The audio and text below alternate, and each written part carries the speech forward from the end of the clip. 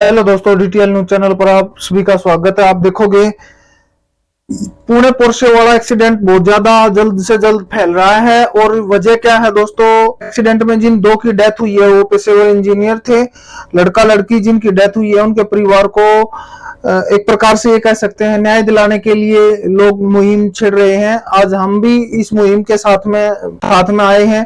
दोस्तों इस वीडियो को ध्यान से देखिए। बहुत सारे लोग अब भी ये मान रहे हैं कि उस लड़के को, जो 17 साल का लड़का था जिसने एक्सीडेंट किया था, उसको जमानत मिली हुई थी। अब जमानत की बजाय वो कस्टडी में आ गया है। ऐसा नहीं है दोस्तों, ध्यान से देखिए इस वीडियो को।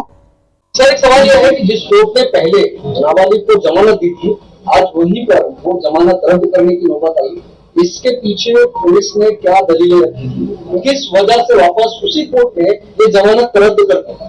देखिए, सबसे इम्पोर्टेंट पॉइंट मैं सबको ये कहना चाहूंगा कि आप इस कंसेप्ट को समझिए कि जमानत मिली थी, वो जमानत रद्द नहीं हुई है।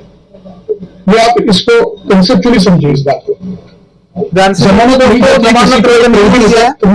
कोर्ट में अगर इन्वेस्टिगेटिंग एजेंसीज को जमानत कैंसिल करनी है तो उसका भी प्रोविजन होता है 439(2) सीआरपीसी के हिसाब से इनको कैंसिलेशन ऑफ बेल के लिए जाना होता है। आज उनकी जमानत रद्द नहीं हुई है। It is not cancellation of bail. Cancellation of bail का मतलब है कि जो पहले की ऑर्डर थी उसको सेट असाइड करके किसी इंसान को वापिस कस्टडी में लेना, ये कस्टडी नहीं है। This is a rehab home according to the juvenile justice act. इस स्कीम के हिसाब से इसको एक रिहैब होम कहा जाता है। उस रिहैब होम में उनको डिटेन करने का ऑर्डर जो है उसको मॉडिफिकेशन ऑफ ऑर्डर कहते हैं। It is not cancellation of.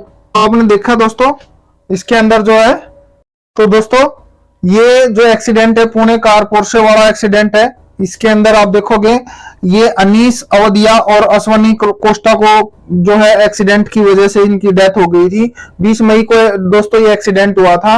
और इसमें जो है अनीस का जो एक्सीडेंट हुआ है दोस्तों, इसमें जो है सारा मामला जो है एक सीसीटीवी में कैद हो जाता है। और सीसीटीवी में कैद हो जाता है ये 17 साल का जो लड़का था, उसको कुछ देर के बाद उसको एक जमानत मिल जाती है। कुछ देर के बाद उसको जमानत मिल जाती है दोस्तों। अब बात ये आती है वो जमानत किन शर्तों पे मिलती है। वो जमानत मिलती है, पहली शर्त जो है सड़क दुर्घटनाओं के प्रभाव और उनके समाधानों पर 300 शब्दों का निबंध लिखेगा। दूसरी शर्त क्या थी, उसके अंदर 15 दिन तक की यातायात जो है ट्रैफिक पुलिस जो है उसके साथ में वो काम करेगा। तीसरी शर्त क्या थी, नशा मुक्ति केंद्र में जाकर नशा छोड़ने के लिए कहा गया है। और चौथी शर्त जो है वो ट्रैफिक नियमों की जानकारी लेकर उसे फिर से जुवेनाइल कोर्ट में उसको पेश होना पड़ेगा। तो इस तरीके से उसके बाद में आप देखोगे ये अमितेश कुमार जो है पुलिस अधीक्षक जो पुणे से रिलेटेड जो है, इन्होंने कहा कि कोर्ट से एक जो है आग्रह भी किया है इन्होंने कि इसके साथ में बालिग जैसा व्यवहार किया जाए। लेकिन ये बाद की बातें हैं दोस्तों, बीच में जो बातें हुई हैं उसको पुलिस जो केस को है एक प्रकार से लूज कर रही थी, उसमें काफी कमियां मिली हैं। जब ये सोशल मीडिया ने और सभी जगहों से इन पॉलिटिकल प्रेशर आया है तब जाके ये सारी बातें ऐसी हो रही हैं। उसके बाद में आप देखेंगे और इन्होंने कहा कि कोर्ट के जो आदेश आए हैं अभी उनको जमानत मिली है, हम उसके खिलाफ है, एक बार कोर्ट के अंदर फिर से हम जाएंगे। ठीक है, नाबालिग जो है +2 की जो एग्जाम हुए थे उनकी पार्टी कर रहा था। अब वो पैब या होटल जिसमें उसने शराब पी नशा किया है वहां से लौटते वक्त ये एक्सीडेंट होता है। उस एक्सीडेंट के दौरान जैसे एक्सीडेंट हुआ है और जब ये मामलों का संज्ञान लिया गया है तो जिसने एक्सीडेंट किया उस लड़के के पिता और शराब परोसने वालों पे भी मामला दर्ज किया गया है जो 75 और 77 धारा के तहत। और शराब परोसने वाले जो बच्चों को परोसने वाले हैं जिनकी एज जो है ना 25 साल होती है, लेकिन 18 साल 17 साल की एज में ही उनको शराब दी जा रही है और उन पे धारा 75 और 77 के तहत कार्रवाई की जा रही है दोस्तों। अब देखोगे चश्मदीद गवाह के अकॉर्डिंग जो है गाड़ी की जो स्पीड 200 किलोमीटर पर आवर रही है, गाड़ी की कोई नंबर प्लेट नहीं थी। और गाड़ी का जब एक्सीडेंट हुआ है तो अश्वनी जो है 20 फीट ऊपर उछल के जमीन पर गिरता है। ऑन द स्पॉट दोनों की डेथ हो जाती है दोस्तों। टक्कर मारकर नाबालिग भागने की कोशिश कर रहा था। वो तो ये हो जाता है कि गाड़ी के एयरबैग खुल जाते हैं जिसकी वजह से इसको दिखाई नहीं दे पाता। ठीक है, जिस वजह से ये गाड़ी से नीचे उतरने के बाद में भी भागने की कोशिश करता है। फिर वहां जहां एक्सीडेंट हुआ था वहां के लोगों ने इनको पकड़ के पिटाई की है दोस्तों। अब बात आती है 2 पन्ने पर ये 300 शब्द का जो निबंध लिखा जा रहा है उस पर बेल मिली है इसको। जुवेनाइल जस्टिस कोर्ट को क्या सही लगा, 15 घंटे में ही जो आरोपी है उसको बेल मिल जाती है। पुलिस क्या कर रही थी, पुलिस जो है केस को कमजोर करने में लगी हुई थी दोस्तों। नाबालिग जो है वो पैब में जाकर शराब पी रहे हैं तो वो रूल्स वगैरह वहां उन होटलों पे या पैब्स पे लागू नहीं होते क्या? विभाग उस टाइम पे सो रहा था क्या?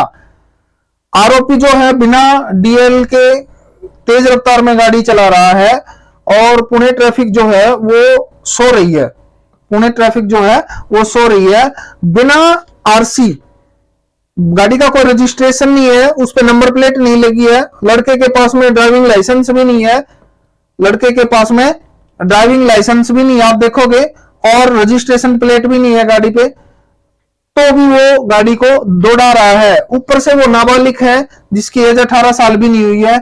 अब बात आ जाती है, ये अनीस की मां है, हम सब लोगों से ये मांग कर रही है कि हमारे को ये कोर्ट से रिलेटेड न्याय दिलाए, ये गुहार लगा रही है दोस्तों। हम इस गुहार के अंदर शामिल होना चाहते हैं, आप भी इसके अंदर शामिल होइए ताकि इन फैमिलीज को न्याय मिल सके। इसलिए हमारा फर्ज बनता है इनको ज्यादा से ज्यादा शेयर करें। अब ये आप देखिए अश्वनी के जो पिता हैं वो क्या कह रहे हैं, ये जो 370 शब्दों का जो लेटर लिखवाया जा रहा है एक बच्चे को, जो निबंध लिखवाया जा रहा है वो तो कोई भी लिख देगा, ये कहाँ लिखा है? जो मामला है ना वो प्रकार से संविधान में जो रूल्स हैं वो रूल्स क्या है, वो रूल्स हमें पता होने चाहिए। जो रूल्स है वो रूल्स के बारे में हमें क्या पता होना चाहिए, एक बार ये वीडियो देख लेते हैं, ध्यान से देखिए इसको। क्या निबंध लिखवा लीजिए और उसको छोड़ दीजिए, क्या पुलिस ला क्या है निबंध में, क्या होगा संविधान में कहाँ लिखा हुआ है, कहाँ लिखा है संविधान में? ये बिल्कुल सही बात है दोस्तों, संविधान में ये बातें कहीं नहीं लिखी हुई है। निबंध लिखवानी, निबंध तो कोई भी तीसरी फिफ्थ का बच्चा भी निबंध लिख देगा, उससे अच्छा भी लिख देगा, उससे अच्छा भी लिख सकता है, ये बात बिल्कुल सही है। अब बात आ जाती है इसका जो रूल्स है वो क्या है। अगर कोई भी 18 साल से कम की एज का बच्चा अगर गाड़ी चलाता है तो उसके माँ बाप को दोषी माना जाएगा, माँ बाप को 3-3 साल की जेल हो सकती है, गाड़ी की आरसी और गाड़ी परमानेंट इंपाउंड हो जाएगी, वो नहीं छूटेगी और रद्द कर दी जाएगी एक प्रकार से, और 25,000 रुपए का जुर्माना होता है, 25,000 रुपए का जुर्माना होता है, रूल कहता है ये। इस प्रकार से जो रईसजादे हैं जो दारू पी के इस प्रकार का कृत्य करते हैं जो मानव बम के समान है, ये खुद मरेंगे तो नहीं मरेंगे तो दूसरे को मारेंगे। तो इस प्रकार का जो पुलिस का कृत्य है सिर्फ हफ्ता वसूली नहीं होना चाहिए, बिल्कुल ये फर्क करते हुए बहुत अच्छी बात कही है इस भाई ने। तो किस धाराओं में उसको विवेचना करें तो क्या चार्ज उसके ऊपर लगा। इन्होंने एक बहुत अच्छी बात की है, हफ्ता वसूली की बजाय और भी काम पुलिस के होते हैं जो पुलिस को अच्छे से करने चाहिए। अब राहुल गांधी जी का जो ट्वीट आता है, इन्होंने एक वीडियो में कहा ये जो है किस टाइप का जो कर्तव्य हो रहा है, गवर्नमेंट क्या कर रही है, ये जो सरकार है अमीर जादों की है या फिर सभी की है, तो इसके बारे में भी हम देखेंगे।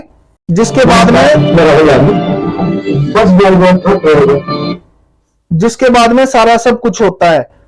अब इनके वीडियो बनाने के बाद में ही सारी चीजें क्यों उठी हैं, और इनकी बात में भी कुछ एक दिक्कत है, वो भी ध्यान से सुनिए, हम बाद पे इस चीज पे जिक्र करेंगे। ओला, उबर, ऑटो ड्राइवर अगर गलती से किसी मार देते तो 10 साल की जेल में सजा हो जाती है और चाबी उठा कर फेंक देते हैं। मगर अगर अमीर घर का 16 साल का 17 साल का बेटा पोर्श गाड़ी को शराब पी के चलाता है और 2 लोगों की हत्या करता है तो उससे कहा जाता है कि ऐसे लिख दो। ऐसे ट्रक ड्राइवर से बस ड्राइवर से क्यों नहीं लिखाते, उबर ड्राइवर ऑटो ड्राइवर से क्यों नहीं लिखाते। अब बात आती है इसके बाद में ही सारा संज्ञान क्यों लिया जा रहा है। एक बार फिर देख लीजिए, इस लड़के को जो है न्याय हिरासत में ले लिया गया है, ये लोगों की विचारधारा है, ऐसा कुछ नहीं है। ठीक है, इनके एक बार दोबारा फिर सुनते हैं, इनकी वीडियो को ध्यान से सुनिए। नमस्कार, मैं Rahul Yadav, bus driver, truck driver, Ola, Uber, auto drivers अगर गलती से किसी को मार देते हैं तो 10 साल की जेल में सजा हो। गलती से किसी को मार देते हैं, गलती से किसी को मार देना एक जो बात है वो उस चीज का कोई तुक ही नहीं है, ये कह सकते हैं मारना ही है तो वो मारने की सेंस में आ गया ना। गलती से लग जाती है बोलना चाहिए, क्या बोलना चाहिए, गलती से लग जाती है तो वहां पे वो हादसा हो जाता है। एक गलती से मारना, मारना में जो है वो लैंग्वेज चेंज हो जाती है दोस्तों। और चाबी उठा के वो फेंक देते हैं। मगर अगर अमीर घर का 16 साल का 17 साल का बेटा पोर्श गाड़ी को शराब पी के चलाता है।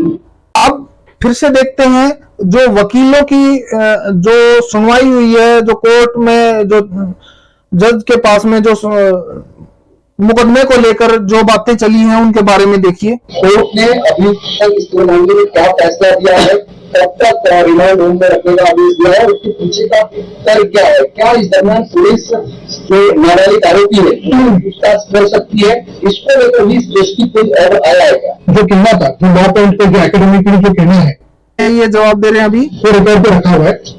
रिकॉर्ड पे रखा हुआ है। बहस हुई, दोनों साइड से आर्गुमेंट्स हुए, दोनों साइड से साइटेशंस कोर्ट किए गए, बॉम्बे हाई कोर्ट और सुप्रीम कोर्ट के, और उसके बाद नतीजा ये आया है कि ऑनरेबल जुवेनाइल जस्टिस बोर्ड ने child in conflict with law इनको 5 जून 2024 तक एक उनका पूरा एक पैरामीटर सेट किए हुए कि इस 15 दिनों में उन्होंने क्या करना है child in conflict with law. बिल्कुल एक साइकेट्रिस्ट, साइकोलॉजिस्ट को काउंसलिंग, जो भी उसको मेन स्ट्रीम में लाने के लिए जो भी उसको जरूरत है मेंटल हेल्थ उसके ठीक करने की, उसके लिए उन्होंने कुछ डायरेक्शंस दिए हैं। वो सारे डायरेक्शंस कल हम बता पाएंगे क्योंकि आज स्पीकिंग ऑर्डर। दोस्तों आपने सुना कि अभी तक एक फैसला नहीं लिया गया है। अब ध्यान से सुनते हैं, एक और बात है हमारे यहाँ पे, आप देखेंगे इसको, इसमें क्या कहा गया है।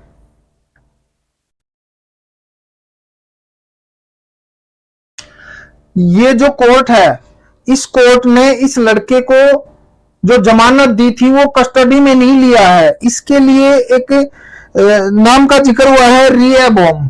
क्या जिक्र हुआ है?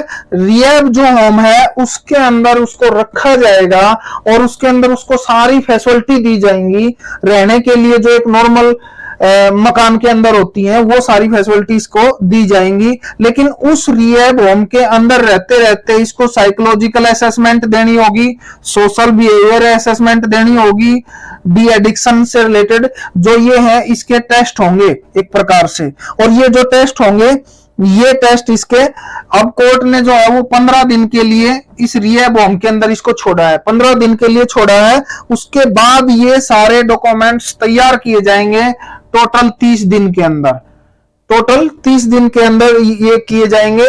ये 45 डेज हो जाते हैं। उसके बाद कोर्ट डिसाइड करेगी, कब डिसाइड करेगी? 90 दिन के बाद। कितने दिन के बाद? 90 दिन के बाद कोर्ट डिसाइड करेगी। क्या डिसाइड करेगी? कि इस जो लड़का है इसके साथ में जो है किशोर टाइप का या कह सकते हैं माइनर या अडल्ट का बिहेवियर किया जाए, माइनर का या अडल्ट का जो है इसके साथ में बिहेवियर किया जाएगा। उसके बाद डिसाइड होगा और उसके बाद फैसला होगा। दोस्तों इस बात का ध्यान रखना। ये जो है आप इसके अंदर ये लगभग कितने दिन हो गए? 135 दिन, ये लगा लीजिए 150 दिन के बाद ही ये फैसला हो पाएगा, उससे पहले ये फैसला नहीं होगा। तो दोस्तों इस टाइप की न्यूज जानने के लिए चैनल को सब्सक्राइब करें, इससे जुड़े रहें। दोस्तों अगर आपकी भी कोई राय है तो इसमें जरूर देना, कमेंट करना। लेकिन मैं ये जरूर कहूंगा इन एक्सीडेंट से रिलेटेड आपने ज्यादा से ज्यादा इस वीडियो को शेयर करना है ताकि हम उस मुहिम के अंदर रह सके और इनको न्याय दिलाने की कोशिश कर सकें। आप भी साथ देना, हम भी साथ दे रहे हैं। थैंक यू दोस्तों। नेक्स्ट वीडियो के अंदर मिलते हैं नेक्स्ट जानकारी के साथ में। तब तक के लिए जय हिंद।